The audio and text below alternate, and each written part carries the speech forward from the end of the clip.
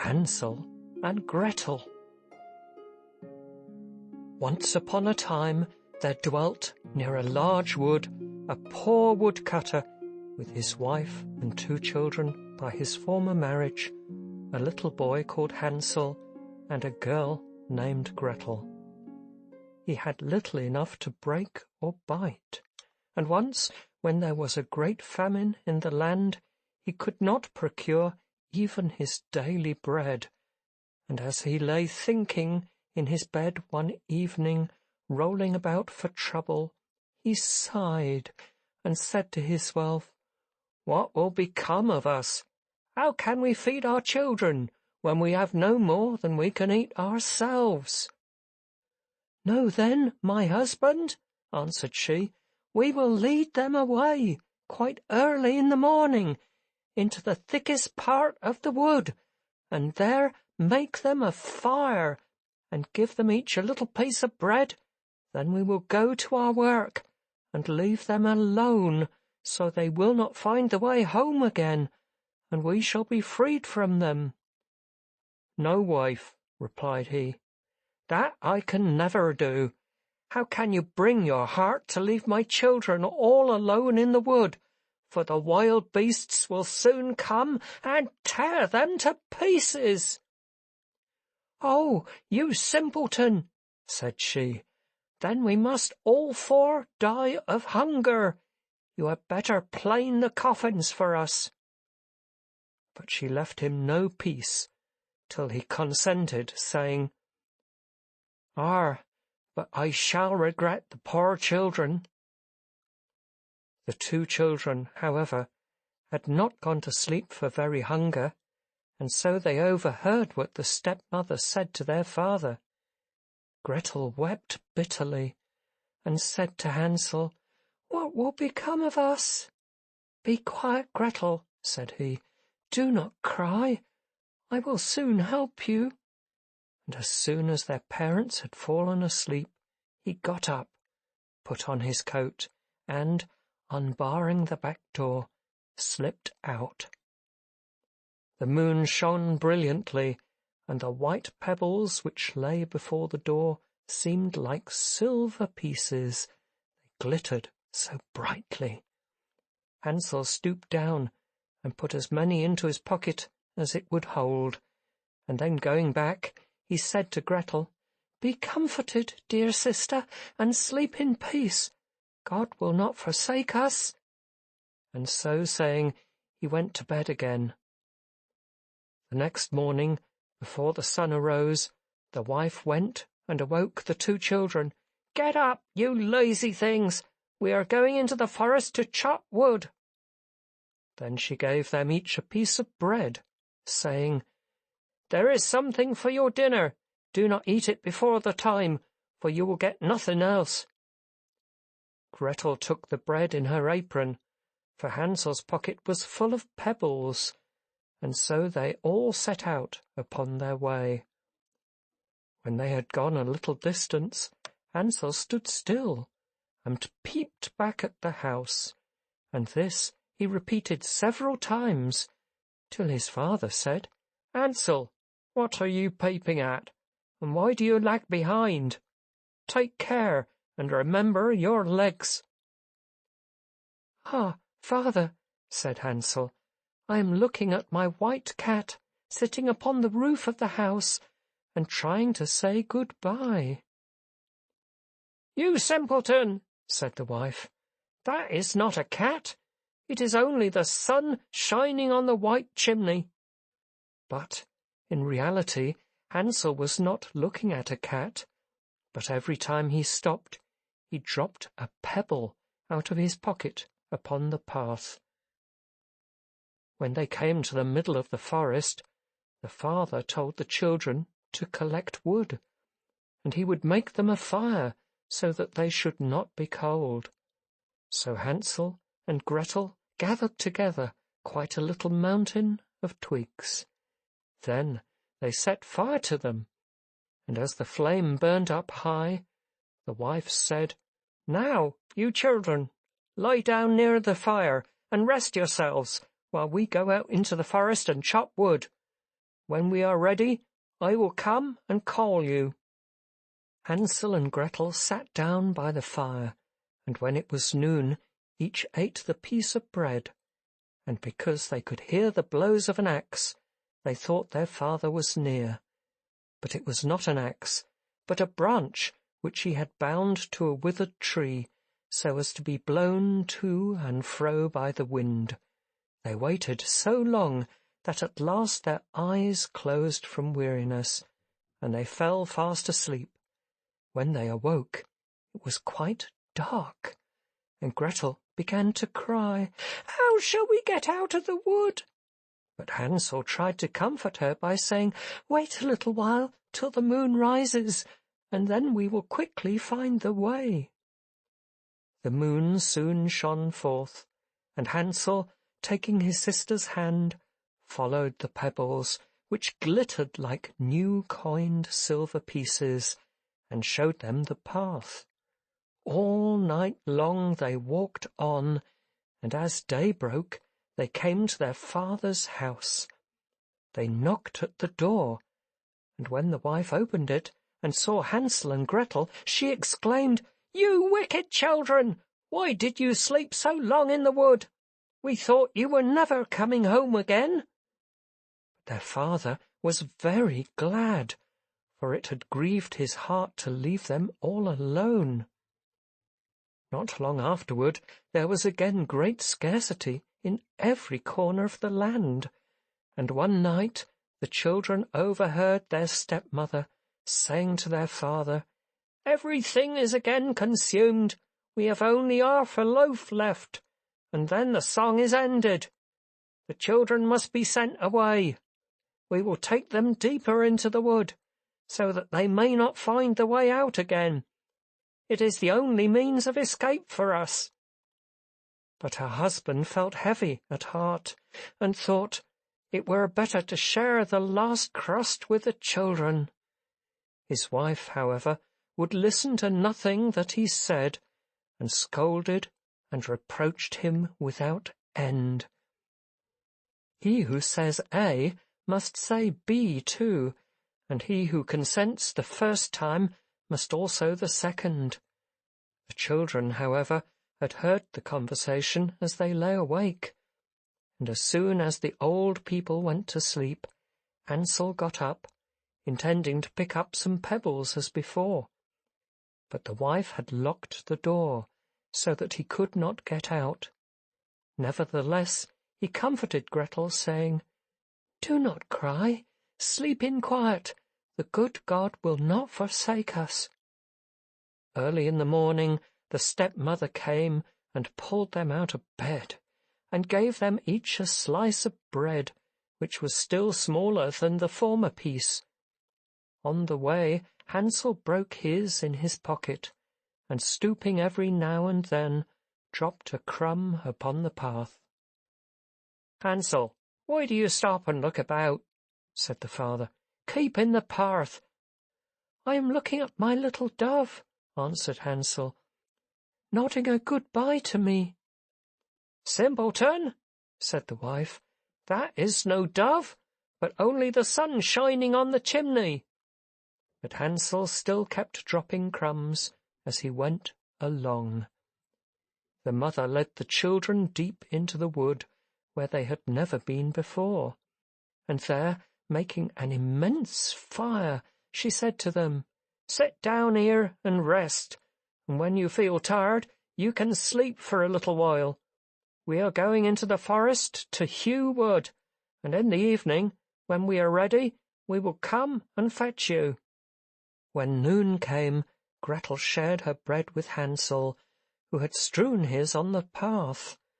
Then they went to sleep, but the evening arrived, and no one came to visit the poor children, and in the dark night they awoke, and Hansel comforted his sister by saying, "Only wait, Gretel, till the moon comes out, then we shall see the crumbs of bread which I have dropped, and they will show us the way home." The moon shone, and they got up, but they could not see any crumbs, for the thousands of birds which had been flying about in the woods and fields, had picked them all up. Hansel kept saying to Gretel, "We will soon find the way," but they did not, and they walked the whole night long and the next day, but still they did not come out of the wood. And they got so hungry, for they had nothing to eat but the berries which they found upon the bushes. Soon they got so tired that they could not drag themselves along, so they lay down under a tree and went to sleep. It was now the 3rd morning since they had left their father's house, and they still walked on, but they only got deeper and deeper into the wood, and Hansel saw that if help did not come very soon, they would die of hunger. At about noonday they saw a beautiful snow-white bird sitting upon a bough, which sang so sweetly that they stood still and listened to it.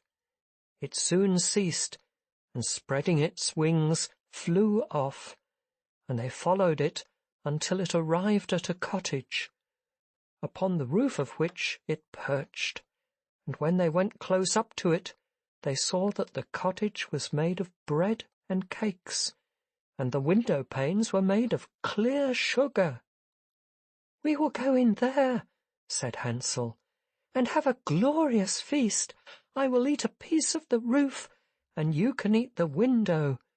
Will they not be sweet?" So Hansel reached up and broke a piece off the roof in order to see how it tasted, while Gretel stepped up to the window and began to bite it. Then a sweet voice called out in the room, "Tip-tap, tip-tap, who raps at my door?" And the children answered, "The wind, the wind, the child of heaven." And they went on eating without interruption.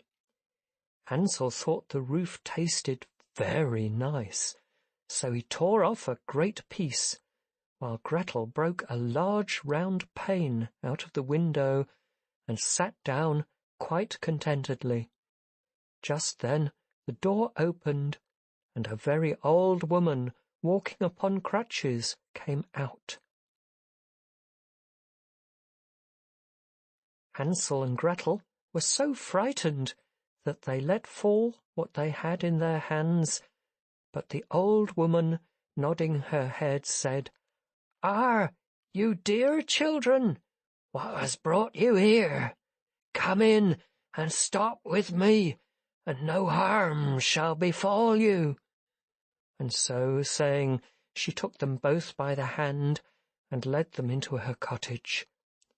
A good meal of milk and pancakes with sugar, apples and nuts was spread on the table, and in the back room were 2 nice little beds, covered with white, where Hansel and Gretel laid themselves down, and thought themselves in heaven.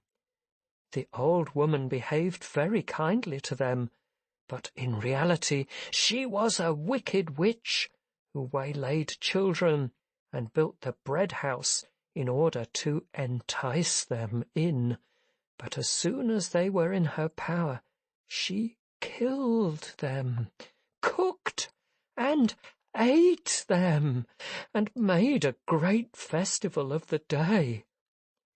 Witches have red eyes and cannot see very far, but they have a fine sense of smelling, like wild beasts, so that they know when children approach them. When Hansel and Gretel came near the witch's house, she laughed wickedly, saying, "Here come 2 who shall not escape me." And early in the morning, before they awoke, she went up to them and saw how lovingly they lay sleeping with their chubby red cheeks, and she mumbled to herself, "That will be a good bite." Then she took up Hansel with her rough hands and shut him up in a little cage with a lattice door. and although he screamed loudly, it was of no use. Gretel came next, and shaking her till she awoke, the witch said, "Get up, you lazy thing, and fetch some water to cook something good for your brother, who must remain in that stall and get fat. When he is fat enough, I shall eat him." Gretel began to cry, but it was all useless, for the old witch made her do as she wished. So a nice meal was cooked for Hansel, but Gretel got nothing but a crab's claw.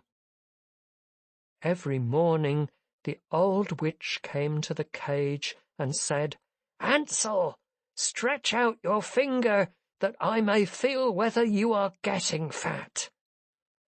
But Hansel used to stretch out a bone, and the old woman, having very bad sight, thought it was his finger, and wondered very much that he did not get fatter.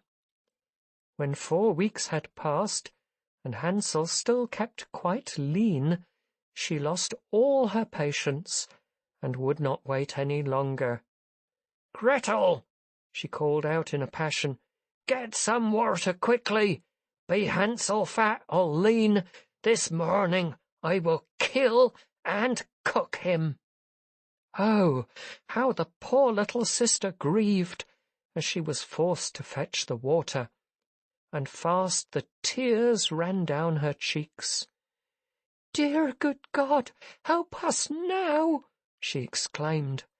"Had we only been eaten by the wild beasts in the wood, then we should have died together." But the old witch called out, "Leave off that noise, it will not help you a bit." So early in the morning, Gretel was forced to go out and fill the kettle and make a fire.